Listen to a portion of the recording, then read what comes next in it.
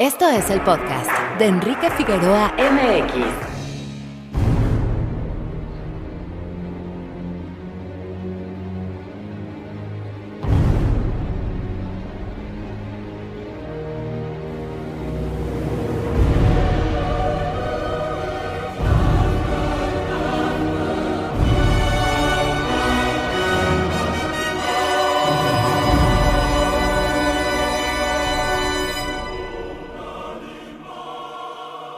Muy buenos días, tardes o noches, bienvenidos a un episodio más de este podcast. Les saluda Enrique Figueroa Anaya y me da muchísimo gusto el día de hoy tener a un gran invitado, que es Julio César Durán, coordinador de prensa en Cineteca Nacional, pero sobre todo amigo y colega de la cobertura cinematográfica. ¿Ya cuántos años de conocernos, mi querido Jules?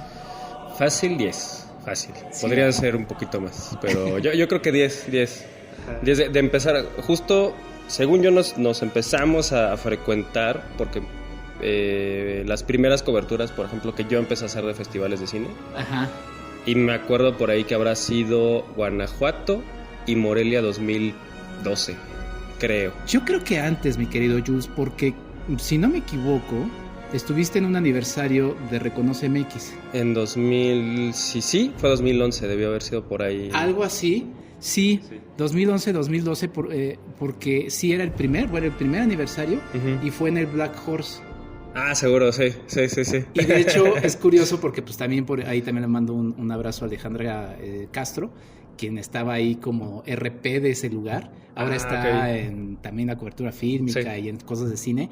Pero sí, ya, entonces, mira, pues podemos calcular justamente, sí, más de 10 años, mi querido Jules. Sí. Y bueno. Y además fan de Batman. Exacto. Nos convoca un podcast que me da muchísimo gusto poder grabar contigo, que es Batman, la máscara del fantasma. Uh-huh. Que es, yo ya he dedicado en mi podcast un episodio a Batman le llamé Batman a través de sus autores. Es el podcast uh-huh. más largo que he grabado con Antonio Camarillo, a quien le mando un abrazo. Iba a ser de 1 hora, terminó como de 2 horas. Y abordamos el Batman de Burton, uh-huh. de Nolan, ya no el último Batman de Reeves, Matt Reeves. Ajá. Ya no lo colocamos porque todavía no se había estrenado, pero dejé fuera porque normalmente esta película es una que siempre quiero platicar con todo el mundo y que muy curiosamente pocos han visto. Sí. Y bueno, le mando un abrazo a Antonio Camarillo, espero que ya la haya visto. Y escribí de ella y tú en Twitter en algún momento me dijiste, oye, si se arma a grabar, adelante. Cuéntame tu historia, primero si quieres con Batman uh-huh. y con la máscara del fantasma, mi querido Jules. Pues con Batman, yo creo que con Batman, y estoy seguro de que es la historia de cualquier chavito, ¿no? En México, y lo digo en México porque es bien sabido que en México se consume mucha cultura popular, sobre todo, norteamericana me refiero, pero sobre todo cómics, superhéroes, y digo, no por nada en el mercado cinematográfico, que somos además el 4º mercado más importante del mundo en cuanto a cine, pues lo que más se consume es Marvel, ¿no? No es ningún secreto, uh-huh. y crea polémicas, ¿no? Entonces, bueno, los superhéroes están ahí presentes. También en algún momento de la vida me acuerdo que creo que incluso Sam Raimi, cuando viene a presentar el primer Spider-Man, mencionó que la Ciudad de México era la que más consumía cosas relativas a Spider-Man, ¿no? Entonces ahí está, ¿no? El tema de los superhéroes creo que está presente, uh-huh. En cualquier, creo que infancia y adolescencia. Y ya específicamente Batman, de chavito pues sí me compraban muchas historietas. Lo que más me compraban mis papás era Batman, ajá. Y X-Men. Era lo que yo leía de chavito. Eventualmente en la adolescencia pues ya me empecé a clavar con cosas que en su momento pues creo que estaban más pensadas para adultos, ¿no? Me compré mis tomos de La caída del murciélago, de Batman Año 1, ¿no? Del regreso del Caballero Nocturno, ¿no? Que es una joya de novela gráfica. Pero digamos, redondeando todo eso, creo que el recuerdo más viejo que tengo de impacto del personaje en mí y en mi infancia, evidentemente, fue el primer Batman de Burton. Claro.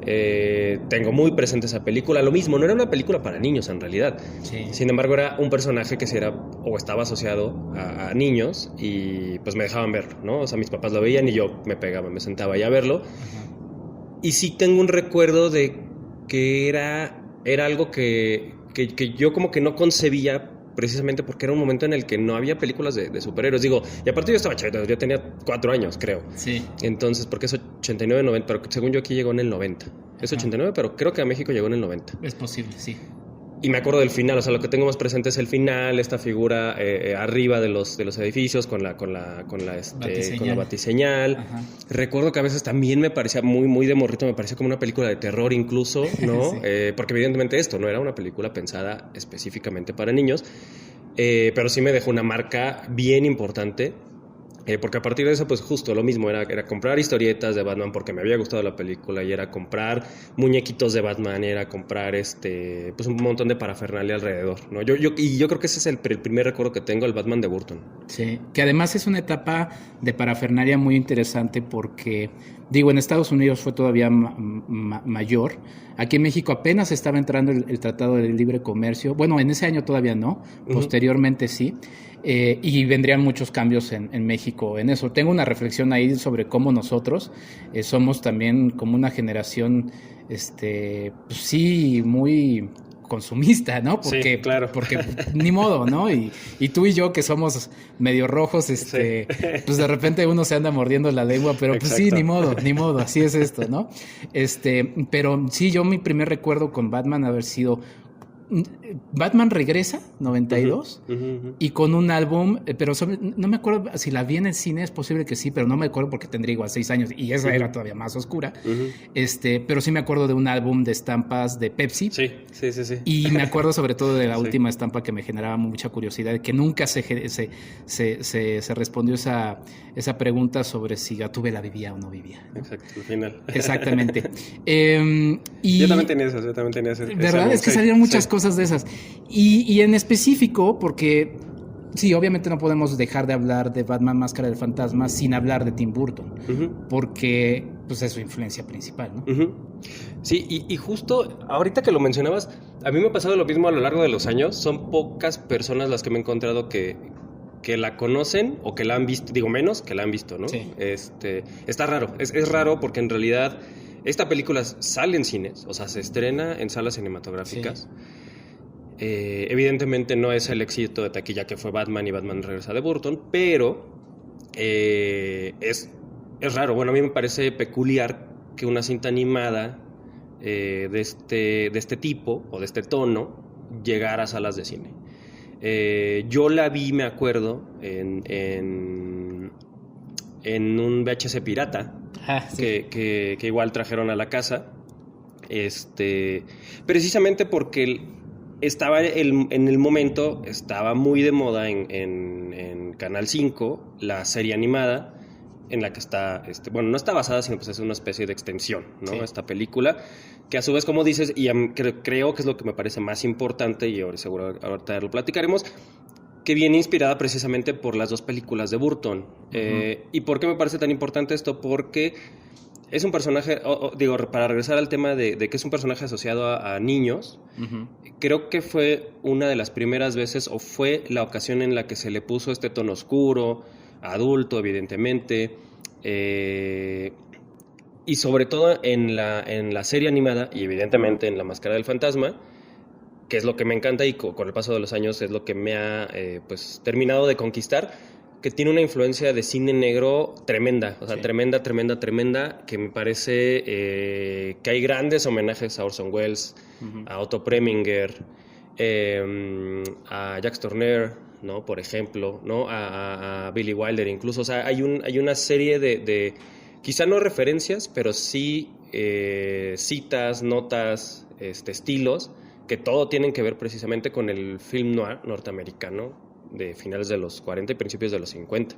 Y eso es una cosa que me parece tremenda, porque además le da el tono de ahí para el real. O sea, ya no era el Batman de los superamigos, ya no era el Batman de Adam West, ¿no? Sí. Sino ya era un personaje complejo, oscuro, multidimensional, ¿no? Y a la fecha, ¿no? Incluso algunas películas termina siendo mucho más caricaturesco que el de La Máscara del Fantasma, ¿no? Sí, saludos a Schumacher. Que no tengo problema con él, ya hablaremos también de las películas de Schumacher, ahí tengo muchas teorías interesantes. Pero sí es cierto, porque por ejemplo la secuencia de la caricatura del 92 inicial, pues te marca justamente eso, ¿no? El uso de gabardinas. La caricatura estaba pintada sobre negro.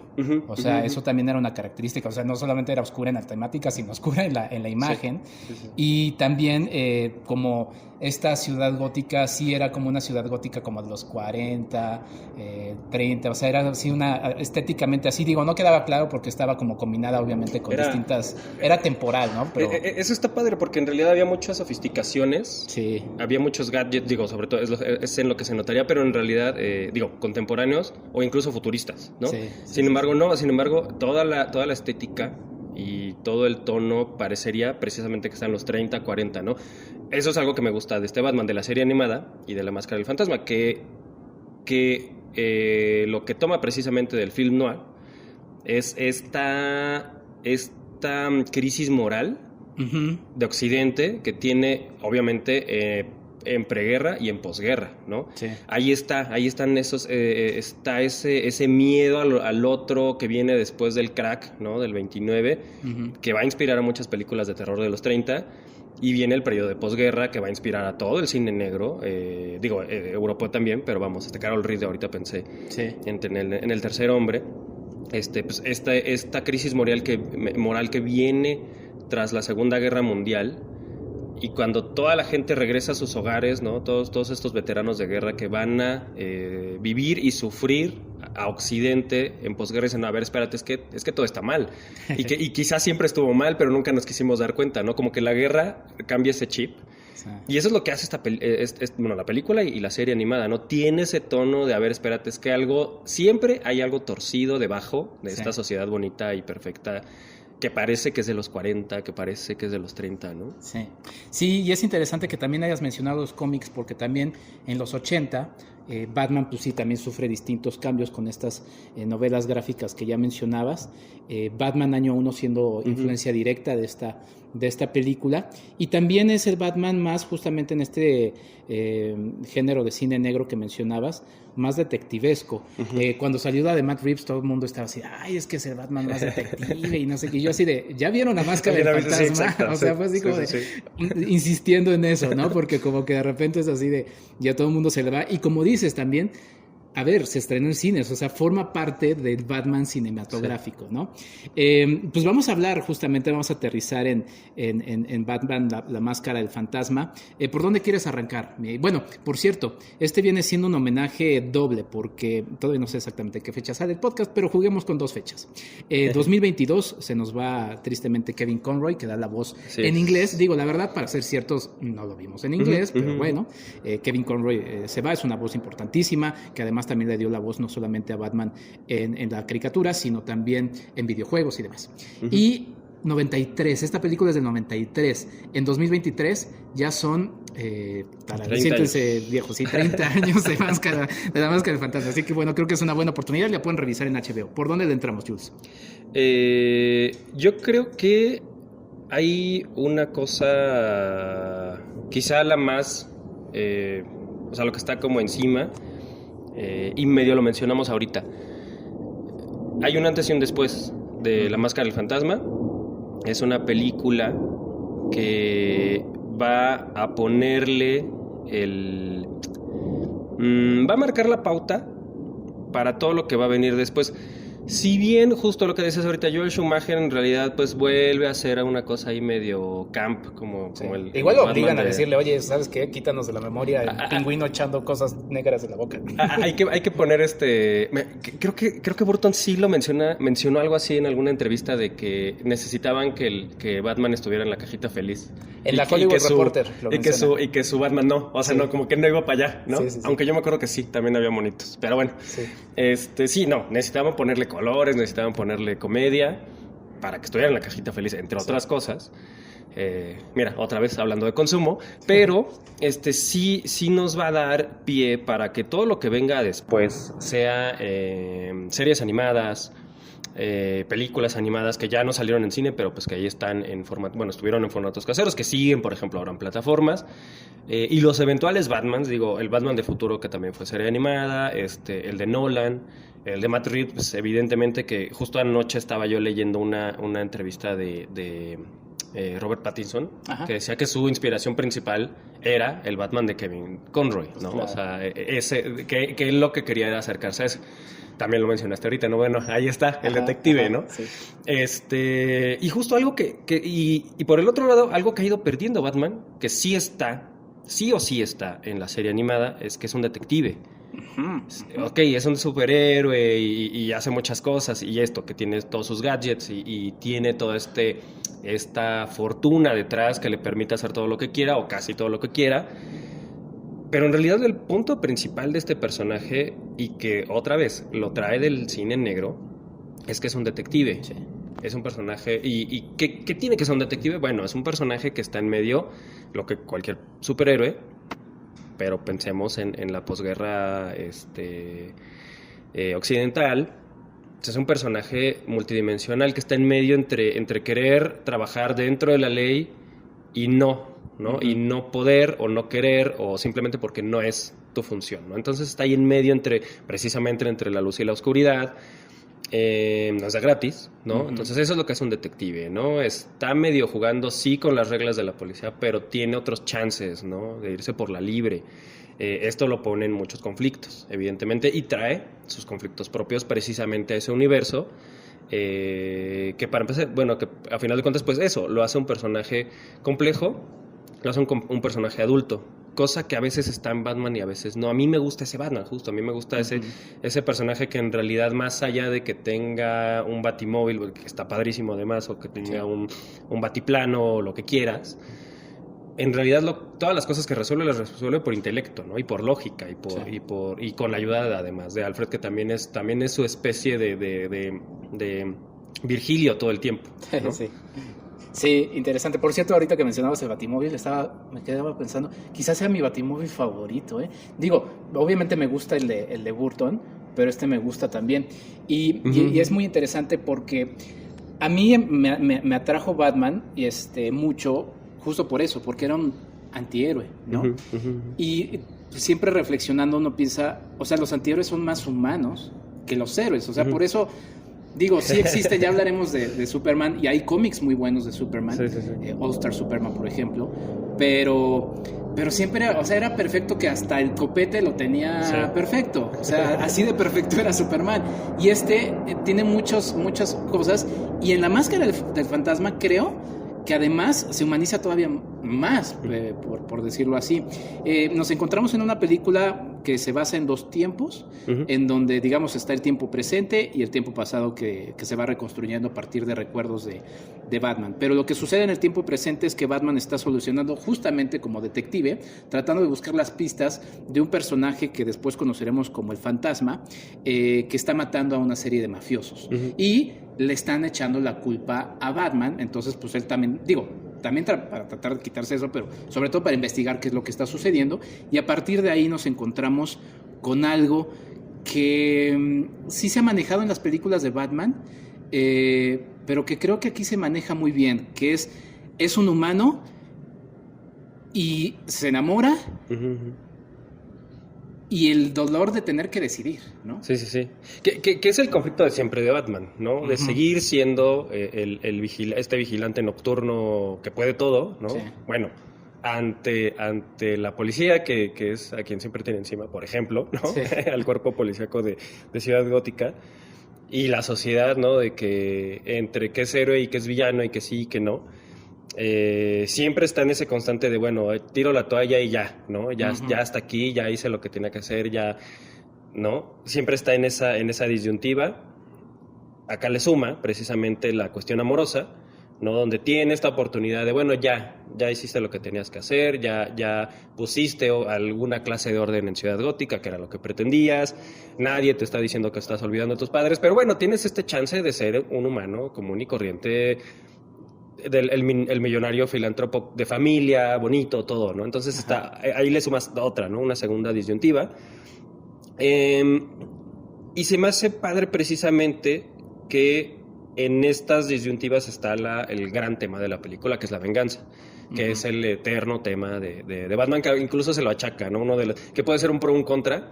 Ay, otra vez, ¿no? Otra vez Batman y otra vez sus papás sí. Y otra vez la venganza. Bueno, acá de eso va, ¿no? Acá está el tema de la venganza, de precisamente de un personaje que aparentemente está cumpliendo lo que no había podido Batman hasta el momento, ¿no? Bueno, y que no había querido, además, ¿no? Como que en este claroscuro de querer todavía un poco hacerlo de la manera, ahora sí que por todas las de la ley. Bueno, llega otro personaje que justo empieza a matar mafiosos. Bueno, y entonces, ¿qué tienen que ver todos estos mafiosos? ¿Por qué están matando a estos? ¿Qué tienen en común? ¿Qué hicieron? ¿Qué van a hacer? Pues ahí entra precisamente el detective, ¿no? Se me hace interesante. Y una cosa que justo no había hecho consciente, hasta ahora también que empecé a leer precisamente notas de la película, que nunca hay ningún tema amoroso en la serie animada. Que querían, el plus que nunca les dejaron meter a los creadores de la serie animada era la parte sexual de Batman, sí. Que justo es una cosa que falta, porque tiene todas las cosas adultas que te imagines, menos sexo, ¿no? Sí. Que era lo único que no les habían dejado y dijeron, bueno, vamos a hacer una película, entonces acá va a estar por lo menos una relación romántica, ¿no? Que medio había ahí con Gatúbela y con la hija de Ra's al Ghul, ¿no? En la serie animada, sí. Muy velado, mucho más menos evidente que en la película, y que también es un tema pues más interesante. Claro, sí, fíjate que no lo había reflexionado de esa manera, pero sí, de todas las películas de Batman, esta es probablemente esta es mi película favorita, justo porque contiene todos estos elementos y contiene elementos. A ver, no le vamos a tener miedo al spoiler porque es una película que ya tuvieron 30 años para verla, así que exactamente, y queremos hablar libremente de ella. Cuando veía el final, que también a todo el mundo nos emociona, de The Dark Knight de Christopher Nolan, en donde le dice que no es un héroe, que es un Dark Knight, ¿no? Y que es increíble esa escena. Por cierto, la recreó en voz Kevin Conroy en una versión animada. Aquí en esta película está la mejor secuencia de persecución de Batman, que además es lo que siempre me encanta, es lo que me acuerdo cuando le decía a mi hermano cuando vi esa película, eso es lo que me gusta, que la policía persiga a Batman, ¿no? O sea, sí. Porque justamente su relación con la policía era a través de James Gordon, ¿no? Y para todos, otra vez, o sea, y él lo retoma bien Matt Reeves, o sea, se ve que es una influencia directísima, para todos los demás es así como de, ¿y este güey qué, no? Y sobre todo Harvey Bullock, que es policía... también entre ¿no? que es corrupto, entre que no, entre que es de repente sí es cuate de Batman, de repente es enemigo de Batman, ¿no? Exactamente, sí, porque ahí pues obviamente la luz es James Gordon. Entonces, por ejemplo, tiene esta secuencia maravillosa en la que Batman está sangrando. O sea, a mí me alucina esa escena, me gusta mucho. Que entre muchas influencias, digo, justo, creo que esa escena en particular, cuando los van persiguiendo y se mete a que es como un edificio en construcción sí. Yo ahí veo dos influencias a futuro. Uno, el final de Dark Knight, de Nolan, que es en el mismo lugar, o sea, es en un edificio en construcción, y ahí se desarrolla el clímax de la película.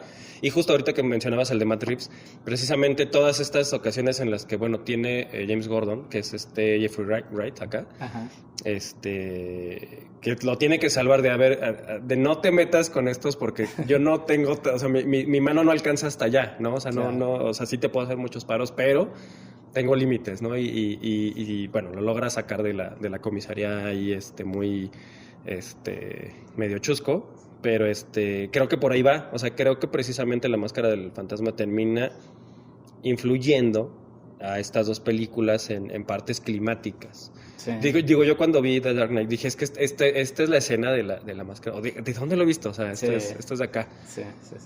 Sí, y bueno, regresamos al tema justo de la venganza, porque como bien dices, o sea, la película va en torno a eso. El famoso fantasma es un viejo amor de Batman, que es Andrea Beaumont, lo va descubriendo porque va justamente atando los cabos. Quizá a algunos no les guste que de repente entre esos cabos se vuelve a arrastrar un poquito la historia de origen del Guasón, ¿no?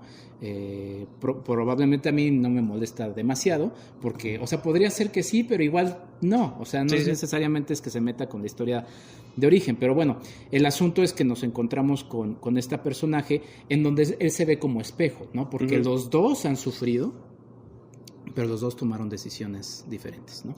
Y que termina siendo esta chica, bueno, el fantasma en este caso, termina siendo más agresivo todavía que Batman. Es algo que me gusta. Y ese es un giro que me gusta de la película, que todo el tiempo parece que en realidad el villano es el fantasma. Y digo, sí es uno de los villanos de la película. Sí. Pero al final, precisamente, estos giros de tuerca, estas cosas que va descubriendo en su labor detectivesca, Bruno Díaz y, bueno, Bruno Díaz Batman, pues se va dando cuenta de que todo lo va a llevar a su archienemigo, que es el Joker, o el Guasón, como le quieran decir. Y me gusta precisamente que todo el tiempo dices, bueno, aquí está el villano, este es un villano que nunca había salido, que es específico de la película, y terminamos precisamente con pues el símbolo de la maldad de Ciudad Gótica, ¿no? Sí. Donde precisamente me gusta al final, me gusta el clímax y me gusta todo el último acto, que es muy dramático, muy catártico. Sí es espectacular, me parece espectacular el último acto de La Máscara del Fantasma, pero más allá de eso me gusta que en realidad lo que sostiene esa espectacularidad, los colores, las texturas, las secuencias de acción, lo que sostiene eso precisamente es un drama muy grande, donde están dos personajes, dos huérfanos, buscando venganza, y ya verán quién decide irse con todo en pos de la venganza y quién decide echarse un pasito para atrás, ¿no? Y mantener un poquito de humanidad, ¿no? Pese a que el gran villano que ya tienen enfrente es el Guasón, y lo mismo, ¿no? También me gusta que este Guasón en particular, y repito, en el último acto de la película también se va con todo, o sea, él ya va a matar, o sea, ya es o me matas o te mato, ¿no? Ya no hay más, da como pie a que ya no va a ser esta eterna lucha por siempre de Batman contra el Guasón, sino que como si esta fuera la batalla final. Eso me gusta, ¿no? Claro. Y repito, está sostenida por un gran drama. Bueno, a mí me parece un gran drama y una cosa ahí psicológica de los personajes bastante fuerte. Sí, ahorita vamos con el Guasón, pero bien que mencionabas el asunto del drama. Pues sí, a ver, es un peso, y por eso también me gusta este Batman, porque este Batman, para mí, o sea, a mí me encanta el western. Entonces, es un hombre sin nombre, ¿no? O sea, Batman es este héroe que llega, no se involucra con nadie, va a hacer lo que va a hacer bien, y de ahí se va, pero se va solo. Se va con ese peso, igual que, para hablar de cómics, igual que el Hulk de Lou Ferrigno, ¿no? Que se va con su melodía triste, y solo a ver otro pueblo, ¿no? Y para mí por eso es este gran logo, porque de ahí vemos y entendemos justo la soledad de este personaje. O sea, tuvo que decidir entre hasta católico va a sonar, ¿no? Entre su felicidad y la felicidad o la alegría de todos los demás, ¿no? Sí. Y es justamente eso. Hay una escena que también, es que esta película está llena de escenas bien bonitas, ¿no? Lo de sus papás lo vemos como algo dramático, sí, por la muerte, pero termina siendo más dramático porque ellos terminan siendo un peso para él, ¿no? O sea, él, y quizá también como adolescente, chavito, era una película muy interesante porque te hablaba de muchas cosas, como de adolescente camino hacia la adultez, pero justamente en un intercambio de palabras que tiene Andrea, le dice, deja de... O sea, no me acuerdo exactamente, pero ella le dice, a ver, tus papás están muertos y te siguen dando órdenes a ti, ¿no? Y esta escena en la que está llorando frente a su tumba y les dice... déjenme ser feliz. Sí. Y aparece el rayo así como de ellos diciéndole, no puedes ser feliz. Y justo es que ese conflicto está muy padre, y por eso lo mencionaba hace rato, como puede ser un pro y un contra, ¿no? Sí.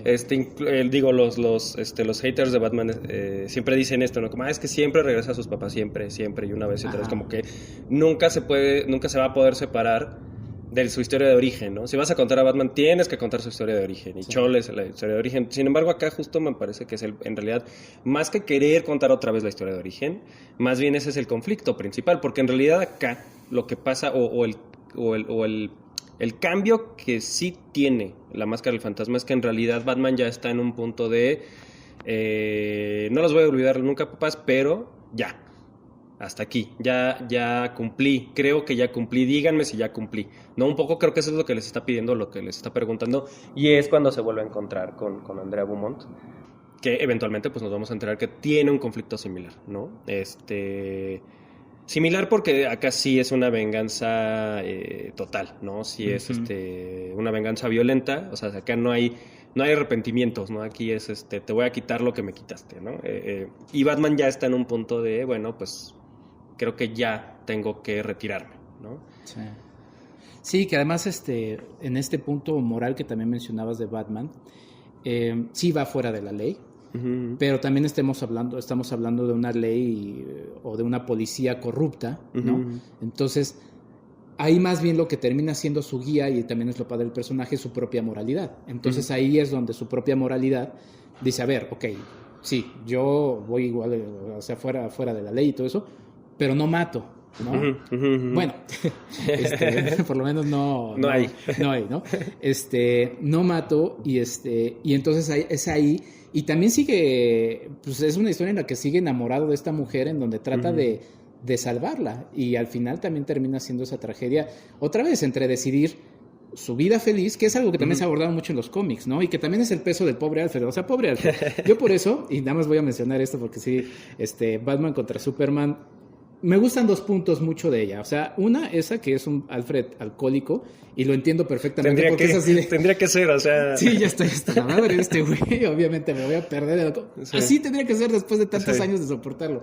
Y la segunda, sí, o sea, quizá fue mal llevado eso de mi nombre, de su nombre era Marta, pero al final para mí tiene sentido, porque finalmente es como dices, o sea, es el trauma de este personaje, ¿no? Y es que terminan, a mí me hace mucho sentido porque tenía que anclarlo a la moralidad gringa, Zack Snyder. Uh-huh. Allá, ¿no? En Batman contra Superman, que no es el único Batman contra Superman. Me gusta mucho el de la serie animada también, ¿no? Sí. Que según yo no sale en Batman, sino sale en Superman, pero es la misma continuidad, sí, pues. Sí. No, sí, o sea, tenía que anclarlo a una cosa de moralidad gringa. Siento yo que para que tuviera pues un punto de referencia con el público al que iba dirigido. Por otro lado, también nos pone un tema bien interesante, y es que estos personajes son niños en realidad. O sea, sí, son superhéroes y pueden con todo y hacen de todo. Y me acuerdo muy bien una frase de Batman del futuro que, uh-huh. que también juega, que es la misma continuidad de la serie animada de principios de los 90, donde el Bruce Wayne viejo le dice al Batman joven, uh-huh. No me acuerdo cuál es el caso, porque también tiene un caso especial, paranormal, sobrenatural, no me acuerdo de qué va, y le dice, bueno, pero es que tú no crees en nada de esto, ¿no? Bruce, y le dice, güey, yo he visto todo, ¿no? O sea, yo he visto todo, yo he visto demonios, hechiceros, bla, bla, bla, o sea, uh-huh. Pero es que esto está raro, esto está chistoso, esto está muy adolescente, no me lo estoy creyendo, pero, o sea, yo he visto todo, ¿no? Sí. O sea, sí, es un personaje que ha visto y ha hecho de todo, y se ha enfrentado a todo. Sin embargo, yo siento que es un niño, precisamente, o sea, termina siendo huérfano toda la vida, ¿no? Siento que es alguien que necesita de alguna manera anclarse a estas figuras que ya no tiene, de alguna manera, y por eso está este tótem que es Alfred. Pero siento que hay algo ahí medio perverso que abona la complejidad de estos personajes, que pues son niños en realidad, son huerfanitos, uh-huh. ¿no? Uh-huh. Que su cosa moral se les tronó ahí. Sí. Y evidentemente todo lo que viene después pues no es una moralidad madura, ¿no? No es justo, es, a ver, ok, soy una persona sana, que va a arreglar su vida de la manera más sana y coherente, de la mejor manera posible. No, me voy a disfrazar sí. y voy a andar de matón por todos lados, ¿no? O sea, sí hay algo ahí torcido, hay algo que se rompió y que evidentemente no van a encontrar, ¿no? Hablando de cómo una serie de guionistas, porque no son pocos, uh-huh. pues tienen que estar desarrollando un personaje a partir de esto, ¿no?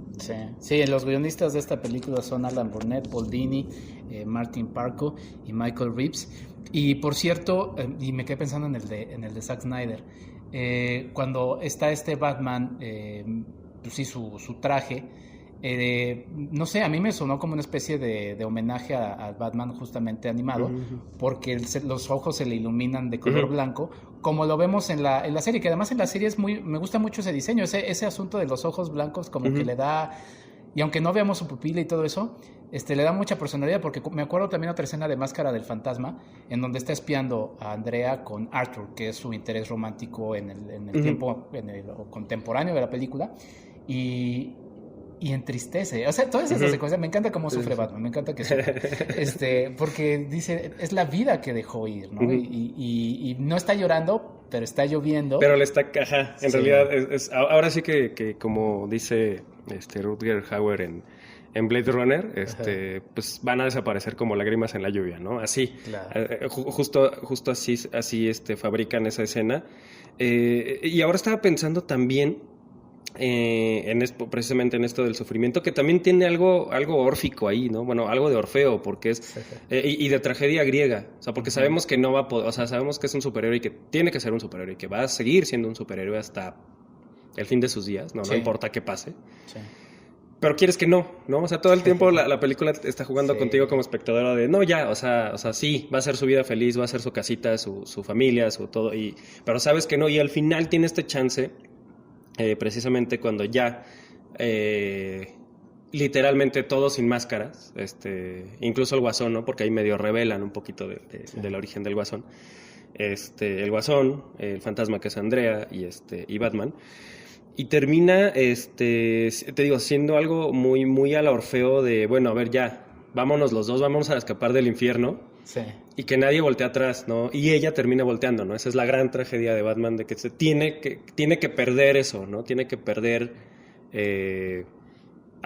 justo va al infierno por alguien y no importa qué haga, lo va a perder, ¿no? De todos modos, al final, ¿no? Sí, porque, digo, creo que no entramos mucho la trama porque estamos pensando que ustedes la vieron, pero justamente, o sea, en el tiempo pasado que cuenta la película, está Bruno Díaz, pues en los primeros días de Batman, ¿no? O sea, inclusive vemos que está diseñando su disfraz, vemos que va a una feria como de esas de inicios o finales del siglo XVIII, inicios del siglo XIX del futuro, en donde de repente ve un auto y dice, aquí está el Batimóvil, una especie también como de Disneylandia, bueno, muy raro esa feria a la que va, pero en ese momento, y con esa tragedia de no saber cuál va a ser su camino, está en una juventud en la que va a decidir qué es lo que va a hacer, se encuentra con Andrea, y Andrea, él le confiesa, le dice, es que estoy confundido, y Andrea le dice, bueno, quizá ellos me mandaron tus papás para que no te confundieras, pero también, justamente, o sea, y eso es lo que nos gusta, sí, o sea, no, queremos que sea Batman, ¿no? O sea, no queremos que no sea Batman, pero también queremos que sea feliz, y también esta escena en la que le pide la mano finalmente a Andrea, en un atardecer muy bonito, colores muy cálidos, y de repente, ¡pum! Los murciélagos que emanan de la futura Baticueva. Como diciéndole, no te puedes escapar. O sea, sí, pues no vas puedes a hacer ser todo feliz. y no vas a poder escaparte de precisamente, ¿no? Muy de tragedia griega, o sea, de tu destino. Sí. O sea, tienes que cumplir un destino, pase lo que pase. O sea, puedes darle todas las vueltas del mundo, pero todas las vueltas que le des te van a llevar a este lugar, ¿no? O sea, eso me parece... Me parece que lo que los guionistas tienen muy buen tino, ¿no? Muy buen tino para hacer estas cosas, ¿no? Tiene este elemento de tragedia griega, pero está desarrollado en la época del film noir, ¿no? Gringo. Pero tiene todas estas cosas futuristas, ¿no? Y siento que todo eso junto termina siendo una película...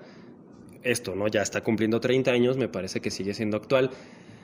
También algo que yo no sabía y que justo 2022 Empire la nombró a Batman la Máscara del Fantasma como la mejor película de superhéroes de todos los tiempos. Órale, eso no sabía. Y ya había hecho una publicación similar en los 2000, no recuerdo ahora qué año, la había puesto entre las como la mejor de Batman. Sí. O sea, la mejor de Batman, nada más de Batman, pero justo hace unos meses publicaron como, bueno, esta es la mejor película de superhéroes hasta la fecha, ¿no? Claro. O sea, se me hace importante, que creo que tiene que ver con un culto. esto que decimos, ¿no? Nos hemos encontrado con mucha gente, sea del medio o no, o fans de Batman o no, y muy poca gente la ha visto, ¿no? Sí. O sea, más bien ha sido, y esto, ¿no? De que no tuvo un éxito en taquilla en el 93, más bien ha sido un proceso gradual, ¿no? Se ha vuelto más de culto y justo de repente uno se encuentra con un fan, digo, como nosotros, yo no sabía que te gustaba tanto y dije, no, sí, es que es la mejor, yo estoy en ese plan, es la mejor película de Batman, o sea, de verdad, véanla, si no la han visto, váyanse a HBO. Es la mejor película que he visto de Batman. No quiere decir que no me parezcan muy buenas las otras, o unas mejores que otras, pero sí me parece que todo lo que tendría que ser Batman, digo, como mero gusto personal, todo lo que tendría que ser Batman está acá. Sí. Ahí está, ahí ya está armado, ya está ahí, ya está puesto, ¿no? Sí, que es una reflexión que también hacía en ese episodio que les platicaba. O sea, finalmente y afortunadamente, creo que Batman en el cine es muy afortunado porque tiene para todos los gustos, ¿no? Creo que ahí sí ha sido el personaje de superhéroes más afortunado porque ha pasado por todos los ojos posibles y los que y muchas plumas, ¿no? Y muchas plumas, exactamente. Pero otro elemento que creo que es fundamental también de esta versión, mi querido Jules, es la música. Es que yo me acuerdo cuando vi Batman Begins, me gustó, pero de repente dije, sería perfecta si tuviera la música de Danny Elfman, ¿no? Sí. Y aquí Shirley Walker hace una adaptación, pero la secuencia inicial... está tremenda. Cantada, hasta se me enchina la piel. Orquestal y además es súper oscura esa primera escena. Esa versión de musical de ese Batman me parece la mejor, o sea, es de maravilla. Que es como un cruce, digo, si no lo ubican, que seguramente sí lo ubican, pero sí, para los que no, es ahí como una cruza, porque lo mismo, me fui a Spotify y encontré el soundtrack completito, ya me puse a escucharlo ahora. Ajá. Y escuchándolo solo, o sea, sin el soporte de la imagen. Dices, wow, o sea, es que claro, por eso cuando ves la película te emocionas, porque dices, es que justo esa es el primer tema que sale en la película, que es el tema principal. Es digo, para que retomando para los que no lo hayan escuchado, es una mezcla entre precisamente el tema de Danny Elfman, que hizo para las de Burton, y el tema del duelo de Star Wars Episodio 1. Okay. ¿Se acuerdan este gran tema de John Williams? Sí. Siento que es una cruza entre esas dos cosas, ¿no? Porque tiene estas voces tremendas ahí, casi es canto gregoriano, con esta cosita oscura, noventera, medio synth pop, pero orquestal, ¿no? De Danny Elfman, que bueno, es obvio porque entre las muchas influencias que tiene la serie animada y La Máscara del Fantasma de las películas de Burton, no solo es la estética, sino también la música. Medio retoma ahí unos motivos musicales, pues, de Danny Elfman, y digo, evidentemente va a sonar mucho a Danny Elfman porque Shirley Walker precisamente era una colaboradora regular de Danny Elfman, ¿no? Y entonces cuando se aprueba el proyecto de la serie animada y eventualmente vamos a hacer una película para cine animada, y se jalan a Shirley Walker, pues evidentemente retoma lo que ya todo el mundo conocía en cine en ese momento de Batman, ¿no? Sí. Mira, es curioso porque antes de que mencionaras Duel of the Fates de John Williams, del episodio 1, había pensado en esa porque... Y digo, no sé, voy a escarbar ahí entre los apuntes, no sé si George Lucas era fan de Batman o qué, pero justamente ese tema termina siendo fundamental en Star Wars porque es la lucha, o sea, ahí se define el futuro de Anakin Skywalker, ¿no? Y en este caso... Aquí se define el futuro de Batman, o sea, en esta película. Y sí, el añadir los coros, o sea, es una cosa, porque de repente empieza con la orquesta y de repente se va a silencio la orquesta y nada más nos quedamos con los coros, ¿no? Sí. Que ahorita estamos escuchando en la magia del podcast. Y nada, es un tema maravilloso y toda la música. Y que tema de trivia, justo me metí a Wikipedia a leer precisamente...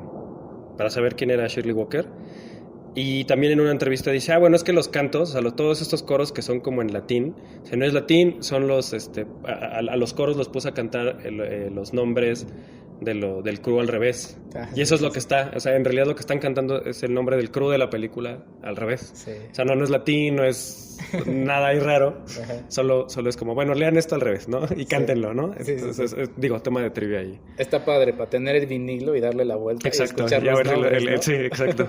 Sí, no, es un temazo. Y otro personaje que termina siendo importante, o sea, no sería... bueno, también es lo que luego sucede, ¿no? Ay, es que ¿por qué otra vez el Guasón? Bueno, pues ni modo, pues es un némesis principal. Y creo que aquí está muy bien insertado. Y también es mi Guasón favorito. O sea, me gusta Jack Nicholson, me gusta Heath Ledger, esos son los que sean bueno, no me gusta ni lo quería mencionar, pues sí, ese lo detesto.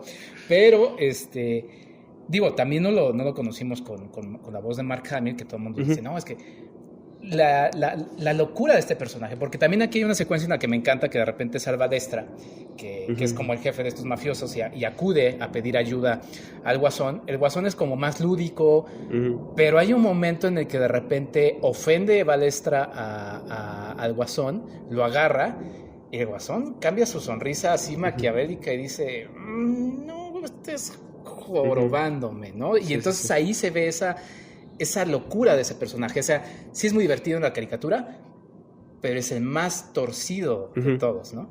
Que ahí otra vez siento, no sé si esté mencionado o dicho en algún lugar, siento que esa es la referencia principal del de Heath Ledger. Sí, o sea, es precisamente es un personaje que está todo el tiempo jugando y apostándole a nada, ¿no? Porque siento que siempre se la está jugando, ¿no? Sí. No sabe si le va a salir o no, pero no le importa. Ese es el punto, ¿no? Y a todos los demás sí les importa. Sí. Todo, ¿no? Las consecuencias, sus intereses, etcétera, ¿no? Y a este personaje no. Pero justo creo que hay algo, esto que dices de este personaje torcido, siento que está muy claro que este Joker de Mark Hamill está ahí bien presente en el Joker de Heath Ledger cuando le dices, pues es que todos los maleantes de Ciudad Gótica me parecen muy vulgares, ¿no? Necesitaba llegar yo, ¿no?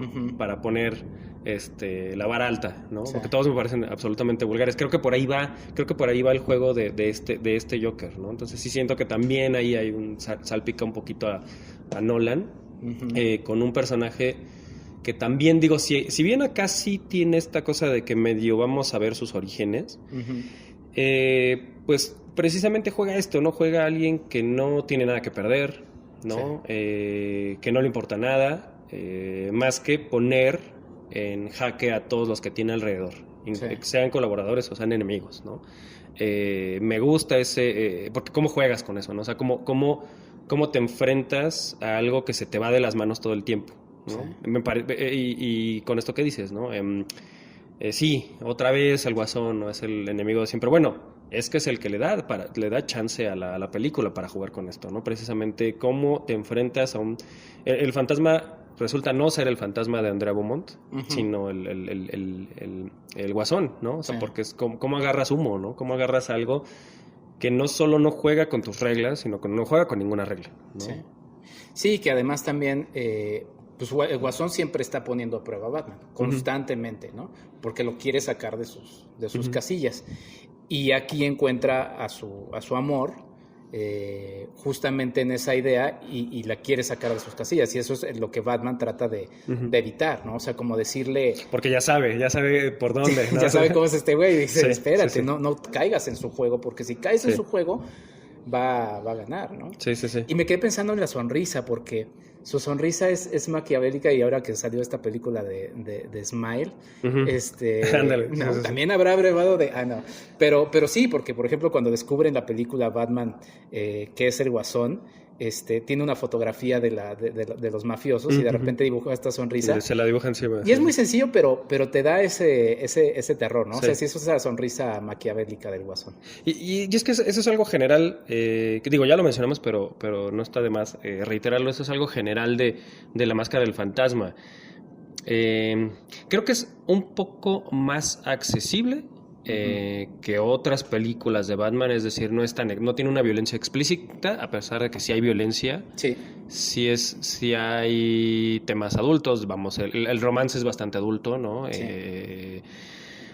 El tema de los mafiosos, de la venganza, el drama del pasado, con los padres, con los respectivos padres, ¿no? Sin embargo, creo que es muy, muy accesible, y encuentra ese equilibrio. Y reiterar esto, que es una película oscura, que es una película que retoma el film no porque sí, ¿no? No nada más porque sí, porque se ve bonito, ¿no? Sí. O sea, sí hay una serie de dramas, y bueno, más bien, de temas que le van a ayudar a los arcos dramáticos de los personajes, ¿no? Porque tiene que haber conflictos, porque porque tienen claroscuros. Claro. Justo ahora que hablábamos de la música, creo que va por ahí. No es una película de terror, pero le juega al thriller, le juega al miedo, le juega, al thriller detectivesco. Sí. Creo que aquí hay una diferencia entre la serie animada y La Máscara del Fantasma. La Máscara del Fantasma tiene mucha música, muy bien, digo, ya todas estas flores que le echamos a Shirley Walker, pero la diferencia con la serie animada es que en la serie animada hay muchos silencios que terminan siendo bien incómodos. Sí. O sea, la serie animada, yo me recuerdo viéndola de niño, y era algo, yo pensaba que era algo entre la dimensión desconocida y viejas películas de los 50, ¿no? Hay muchos silencios, o sea, de repente sí hay música, pero cuando hay música es cuando son, según yo, voy a tener que ver otra vez la serie animada, pero hay música cuando hay secuencias de acción. Sí. Cuando hay charlas, cuando hay otras acciones no tan vistosas, pues, los personajes están con un silencio de fondo. Sí. O sea, no hay más, solo hay un ruidito de una mesa, o copas si están bebiendo, es decir, hay folies, hay voces evidentemente, pero abajo no hay nada. Sí. Cuando vienen las secuencias de acción ya viene la música, que se parece mucho a la de Danny Elfman, o alguna vez así la retoma, pero me parece ahí esa construcción de atmósfera y de ambiente que terminaba siendo muy incómoda. Ya no está acá, ya no está en La Máscara del Fantasma. Acá sí hay música más en más parte de la película. Sí. Pero vamos, son los mismos creadores, son los mismos, la misma gente detrás. Pero bueno, sí quería notar esa cosa de atmósfera y de estilo que terminaba dándole ese plus también de oscuridad, ¿no? a la peli. Sí, ha de ser interesante conocer cómo fue el proceso de producción de la película, porque pues sí es una cinta muy adulta, ¿no? Mencionabas el asunto amoroso, o sea, de repente vemos que, o sea, entendemos que acaban de tener sexo Andrea y Bruno Díaz. Lo vemos sangrar, o sea, sí vemos a Batman sangrar en rojo, y todo el asunto de, pues sí, o sea, sí tuvieron mucho. O sea, sí le metieron lana a la película, ¿no? Para todos estos elementos, y se siente una película grande, ¿no? Y para las caricaturas que estaban en el momento, o sea, muchos animadores provenían de los Tiny Toons. Y Bueno, era Warner, al final de cuentas. Exactamente. Sí. Era el mismo estudio. El mismo estudio, y luego también estarían en los Animaniacs, que son caricaturas divertidas, pero lo que voy es que veíamos también los pequeños Picapiedra, todos eran los pequeños y los nietos, ¿no? Bueno, el pequeño Tom y Jerry, todos eran los chiquitos. Y esta caricatura y todo este universo de Batman y termina afectando a todo lo demás, porque ya mencionaste Batman del futuro, que también es increíble, y me encanta saber que Batman nunca fue feliz, ¿no? Sí. O sea, es un viejo huraño, me encanta. Sí. Estamos haciendo votos porque Michael Keaton pueda ser Batman del futuro en algún momento, ¿no? Ojalá. Pero sí, o sea, termina afectando a todo, y a la propia DC, o sea, todo el mundo se queja de la oscuridad y le echan la culpa a Snyder. Otra vez, vean esta película, vean de dónde. Bueno, obviamente Zack Snyder, ¿no? es un justo. Yo creo que Zack Snyder está más cerca de los Tiny Toons o sea, si lo ponemos en ese plano, está más cerca de los Tiny Toons que de La Máscara del Fantasma. No, vean La Máscara del Fantasma, porque ahí está. Quieren esta cosa seria, ahí está, ¿no? Sí. Pues no sé qué otro elemento quieras mencionar, mi querido Jules. El tema musical final de los créditos ese nunca me gustó, la verdad. Era como una especie de Celine Dion. Igual y también de ahí lo tomó James Cameron. Todas son referencias. Todos los 90 fueron. Exacto. Bueno, eso, ¿no? Creo que sí. O sea, es una película que, si bien no tuvo ese impacto en su momento, ha logrado influir con el paso de los años, ¿no? Por eso mencionaba esto. Es más una cosa de culto, ¿no? Es como de iniciados, ¿no? Como que la descubres y dices, bueno, ¿por qué no la había visto en toda mi vida? Yo me acuerdo que la vi en su momento, o sea, de chavito, porque llevaron a la casa un VHS pirata. Sí.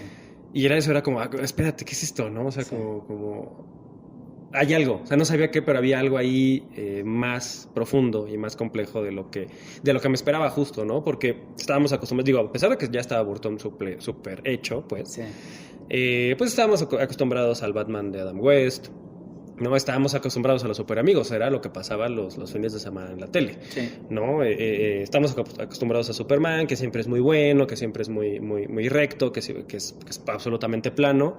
Sí. Y de repente tenías esta cosa que dices, bueno, es que creo que estoy viendo El Padrino, creo que, o sea, digo, pensando en mis Claro. referencias de infancia, o sea, creo que yo estoy viendo una película para adultos, ¿no? Sí. O sea, no estoy viendo los Tiny Toons, no estoy viendo los Super Amigos, estoy viendo El Padrino, estoy viendo Cara Cortada, estoy viendo Sí. una cosa más robusta, pues, ¿no? Sí. De lo que parece.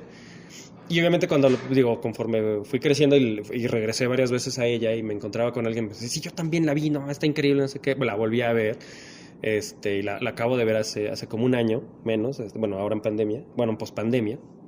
Y la volví a ver y dije, no, pues qué joya, ¿no? Justo vi que estaba en HBO. Sí.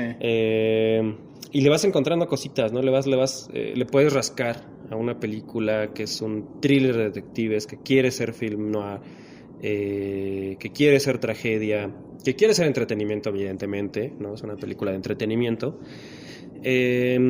Y que tiene, pues, todos estos elementos que tiene un cast, ¿no? Un cast y un crew bastante también robusto, ¿no? Uh-huh.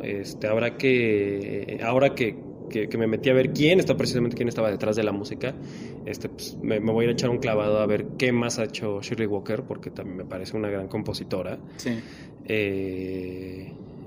Y esto, ¿no? Sí, la influencia que ha tenido, pues con el paso de los años. No fue inmediata, eso es cierto, ¿no? Pero sí marcó el tono y ha marcado el tono más incómodo, más oscuro, más adulto que ha tenido Batman, creo que a la fecha. Sí. ¿Escena favorita, Jules? Digo, es difícil porque cada escena tiene su... Digo, me gusta evidentemente mucho cuando lo persigue la policía y que se mete lo que mencionábamos hace ratito, ¿no? Que se mete edificio en construcción. Uh-huh. Pero creo que el tercer acto, ¿no? Ahora sí que la confrontación final, sí, ¿no? En Disneylandia como del futuro, ¿no? Este mundo, sí, del futuro ya en ruinas. Uh-huh. Que además es la base de operaciones del Guasón. Sí.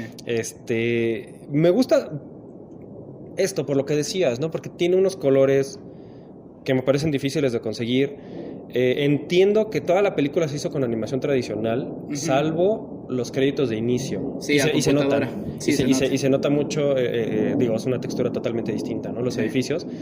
Pero entiendo que el resto de la película se hizo con animación tradicional. Lograr esos colores, ese atardecer, porque el final de la película ocurre en un atardecer en este mundo del futuro que ya mencionábamos. Sí. Justo, siempre en las clases de cine que doy, siempre les digo a los chicos como piensen en fondo y forma. Es decir, uh-huh, no están separados, ¿no? Lo que estás diciendo se dice a través de la manera en la que lo estás diciendo, ¿no? Puedes tener algo que se vea muy bonito pero que no diga nada, o puedes querer decir muchas cosas pero tienes que encontrar la mejor manera que creas para decir eso, ¿no? Y a veces la manera más sutil, o a veces la manera más ingeniosa, a veces no, pero eso, ¿no? Lograr esos colores, esas texturas que precisamente están sosteniendo ese drama final, cómo se va a resolver ese drama final y esa tragedia final, así, lo decías hace rato, no, pues me pone la piel chinita, ¿no? Sí. Yo creo que al final, digo, tiene muchas cosas bien interesantes la escena de cuando está espiando a Andrea, ¿no? Y que le está lloviendo. Sí.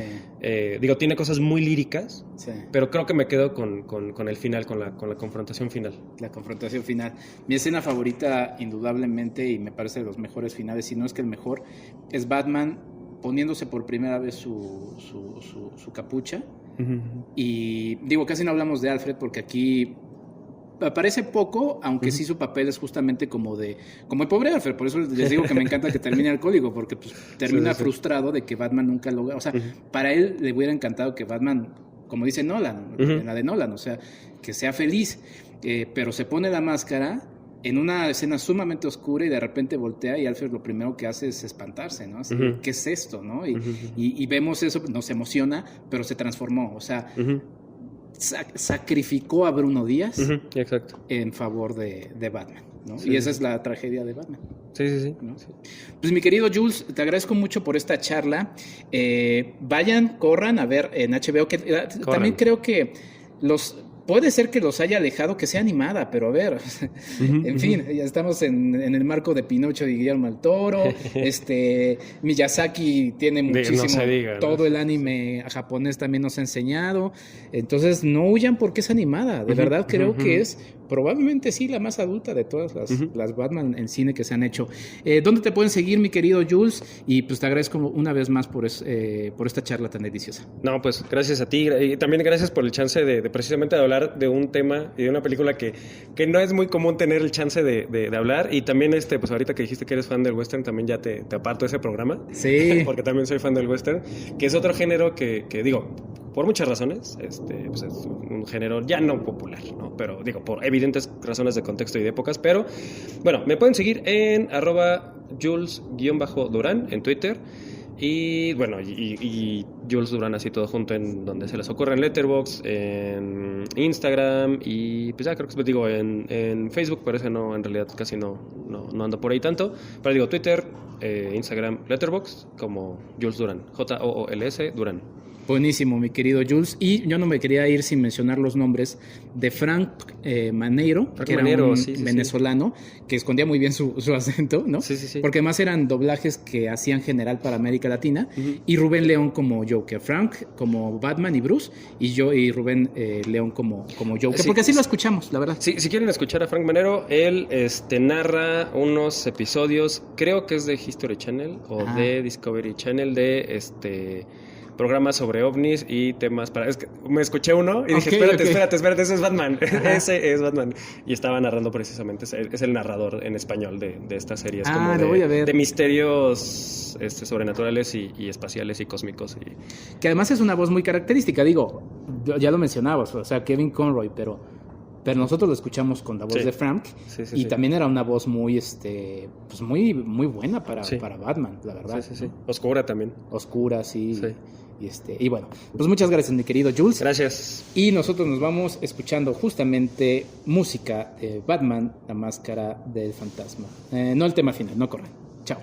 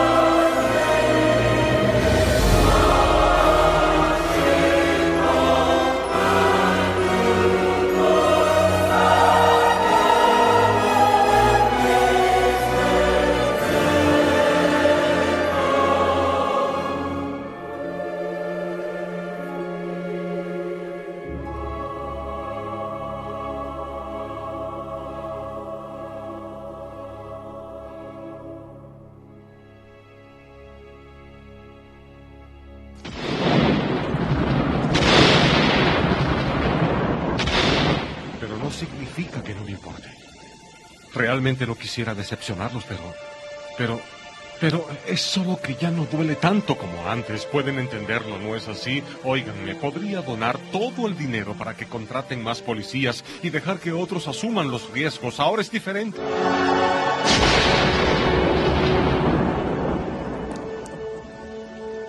Por favor, realmente es lo que quiero. Sé que hice un juramento, pero no sabía lo que pasaría. No había pensado en mi felicidad.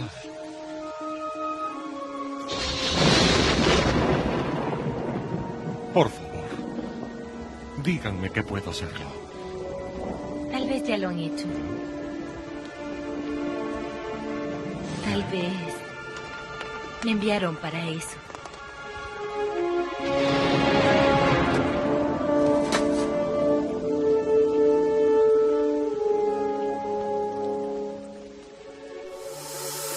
Esto fue el podcast de Enrique Figueroa MX. Hasta la próxima.